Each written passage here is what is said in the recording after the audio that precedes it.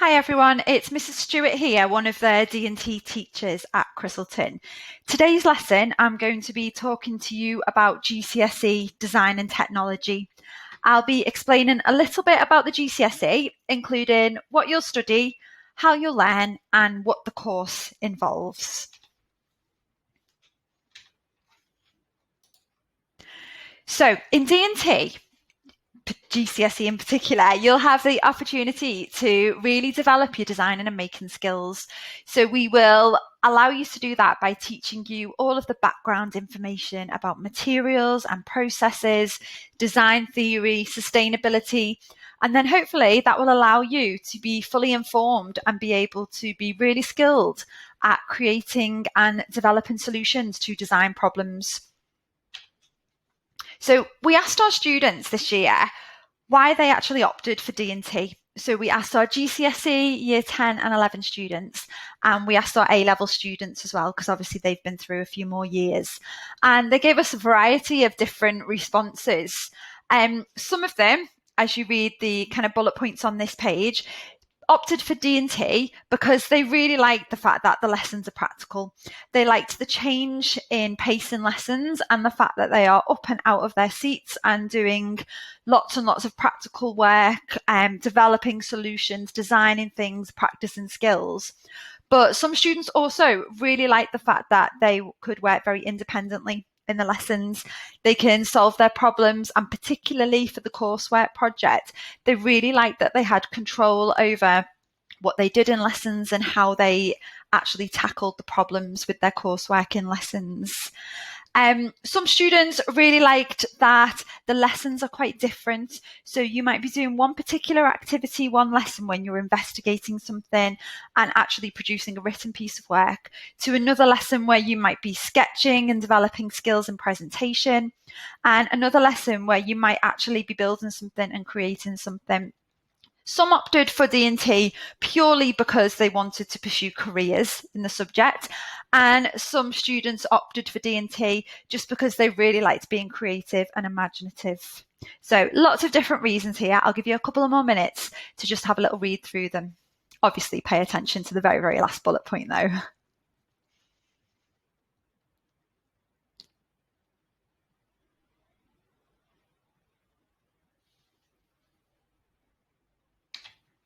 So our students do a variety of different things in the future. As I said a minute ago, some students just pick D&T because they really enjoy it, and that is a perfectly valid reason to pick any subject for an option. You're going to be studying the subject for 2 full years, so something that you really enjoy, you're naturally going to try harder and do better at. So when you are picking your options, definitely consider that. We obviously also have students who choose D&T because they specifically want to do something related to it in the future. Now, there are a huge variety of jobs that link to D&T and a huge variety of different skills that you develop that can link to other careers. But on the board now are some examples of some of the careers that people choose to go into.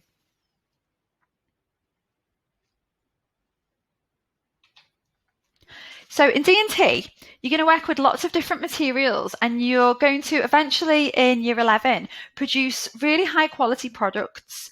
Hopefully you're going to be really creative doing that, developing innovative solutions, and you'll work throughout the course both individually but also as part of small design teams during year 10. And as I've said previously, you're going to go and have a really good understanding of the wide variety of issues relating to design, and also the materials and manufacturing processes used to actually bring these designs and these ideas to life and to the public. So the course specifically includes all of the different materials that you've learned about at GCSE. So in Key Stage 3, you actually cover separate materials with separate projects as you rotate round. So you'll have one project with electronics, one project where you'll learn about metals, one where you might learn about how to present work and how to sketch. But at GCSE, they're together as one subject. So the idea being that you can choose any material to focus on, or a number of different materials, and you're not exclusively kind of just working with one specific material, say for example timbers or polymers. So that doesn't mean you necessarily have to use everything, and you can obviously play to your strengths, but you will learn about all of them at GCSE and have an opportunity to kind of play around and work with them as well. So the course is split into two, and it has a non-examined assessment as part of it and a written exam. So the non-examined assessment, which we call the NEA, is a long coursework project of 35 hours, and that takes up most of year 11. The theory work that we learn and that we do to prepare for the written exam, we try to complete throughout the course of year 10. Okay, so both of them are worth 50% and they're both equal 100 marks. So you get 100 marks for your coursework and 100 marks for your written exam. So the course and the topics that we cover for the written exam are here on the slide in front of you. And they're split into three areas because the exam is split into three areas. So core technical principles is the first 20 marks of the exam. And we learn about lots of different materials. We learn about new technologies, emerging technologies that are coming out, different modern smart materials and composites. We learn about mechanical devices, systems, electronics, all in this section. And then the next section, we go into a little bit more detail. So specialist technical principles is the next 30 marks of the exam. And this is where we focus on some of the materials in a lot more detail. So in our school, we look at timbers and polymers and electronics in more detail because we find that these are the materials that you tend to want to design with when you get to your coursework project. So in this part of the exam, you'd be asked more in-depth questions about those materials, how they're manufactured, how they're sourced, a little bit more about their properties. So we teach you in a little bit more detail about these. And you will also cover forces, stresses, and the sustainability side of design in this part of the exam. And in the specialist technical principles part of the exam, your questions tend to be longer and more in depth. So the third part of the exam, the final 50%, is on designing and making principles. And it's looking at the work of others, maybe looking at example products and analysing them, looking at how prototypes are developed and how design actually works in the real world. Now, we find that you cover a lot of the theory for this when you do your NEA project. So you're actually solving a design problem. And this tends to be the part of the exam that has more longer questions. Maybe some questions might you have to solve some problems, but definitely the most interesting part of the paper, in our opinion. So the exam is 2 hours long at the end of the course, and you do it right at the end of year 11. As I said before, it's worth 100 marks and is 50% of the GCSE. Okay. Then the other part of the GCSE is the NEA, which is the coursework project. So it should take around 30 to 35 hours, and it's worth the other half of your GCSE. So we start this, we get given contexts, which I'll explain a little bit about in a minute, at the end of year 10 from the exam board. And we get them on the 1st of June. And those contexts are given to you, and then we plan out the rest of the project to be able for you to hand it all in the following February. So it takes quite a chunk of your time up, and we allocate about 35 hours of full working time to that. So for the NEA, you're given a context. You're given a choice of 3, actually. And those contexts are really vague sentences that you can take and really kind of fly with and develop a solution to a problem that is linked to it. So, for example, this year's context for year 11 and on previous years, we've had a context like a safe and comfortable home. We've had contexts relating to designing for sustainability. We have had a context relating to designing for children and educational play. So each of those sentences is given to you and you pick one, and they change every single year. And what you produce is an A3 design folder and then a physical prototype after investigating that context. So you look into it, you look at problems associated with it, you speak to people who you think might link to that context, and then you develop and design a solution to a problem for a real life person linking to that context.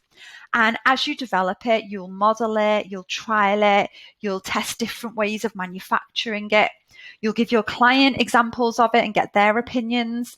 And together you'll develop a really good quality solution to the problem, which you will then produce into a final prototype. So that's when you make your product and you then test that product with your clients and see how well it meets their needs. So it is a really kind of chunky project that people really enjoy getting their teeth into. And we really help you organize your time with this project. So we allocate a certain amount of lessons to each section of the project. We chiver you along with quite short, sharp deadlines so you don't fall behind. But once we get to the developing and the prototyping stage, you really help to plan your lessons for that. And you take much more control over your time, and students really do enjoy doing that. So some examples of prototypes here. I've not got the folders with me, obviously, because I'm just talking to you. But if you are interested in having a look at some of the design folders, just let me, Mr. Prowse, or Miss Hillier know, and we'll show you some of them or bring some to some lessons, okay? So these prototypes here were completed by last year's year 11, and they are very much prototypes. If you think you've got 35 hours to do the whole project, the prototypes are high quality, but there's not a lot of time to complete them in, so you need to be really, really organised. So right at the top here, this prototype was for the context A Safe and Comfortable Home.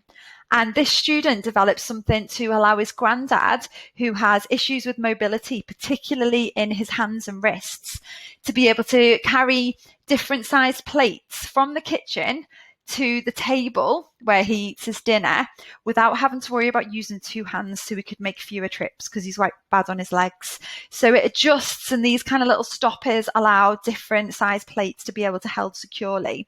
And after speaking to his granddad and looking at how he actually held different things, he decided that holding it almost like holding a spade handle sideways was the most comfortable position. We have another Safe and Comfortable Home prototype here, which is encouraging children to actually be safe in the kitchen and work with their parents when little kids, kind of preschool kids, want to help in the kitchen, but sometimes the equipment is a bit sharp or dangerous. So this encourages children to hold a product, usually a vegetable of some sort, across this space here and slice it carefully, okay, between the grooves. This was to allow somebody's grandparents to work in the garden, a little bit like, I don't know if you've heard of a trunky, to work in the garden and store all of her tools and equipment underneath. And the idea was his nan could almost ride this around the garden, and she loved it. She thought it was absolutely brilliant. And obviously you can see it's a pretty good prototype here as well.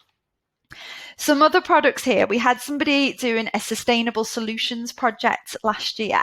So they were looking at how their product could actually improve the environment in some way or work on actually making the place more sustainable. So what they did is they made a very, very simple product for a primary school. So it was a small stool for a teacher to sit on when she's sat with the students around their tables, small preschool students. But she did most of the effort in this project into developing this material at the top. So she realized that her family were going through quite a lot of milk bottles during a week, which is made of a plastic called HDPE. So she researched and investigated into actually recycling the HDPE into a usable material. So much of this project was actually in the development of the material as well as the product. So some really good prototypes produced, along with a 20-page A3 folder full of all of the backups and explanations as to how the product might have been produced and how the problem has been solved. So thinking about options and whether you want to actually choose design and technology for GCSE, we put together as a department kind of the key qualities for what our students may be like if they are successful at the GCSE. And I've popped them on this slide here. So obviously, we want somebody who really likes a challenge and is very, very open to having a go at doing things. The nature of D&T means that you will fail quite a few times and things won't work out the first time. And actually being quite resilient and picking yourself up and having another go, that's design. That's how the best designs are manufactured. People keep going and solve the problems that initially happen. So someone who likes a challenge, we really think you need to be like that.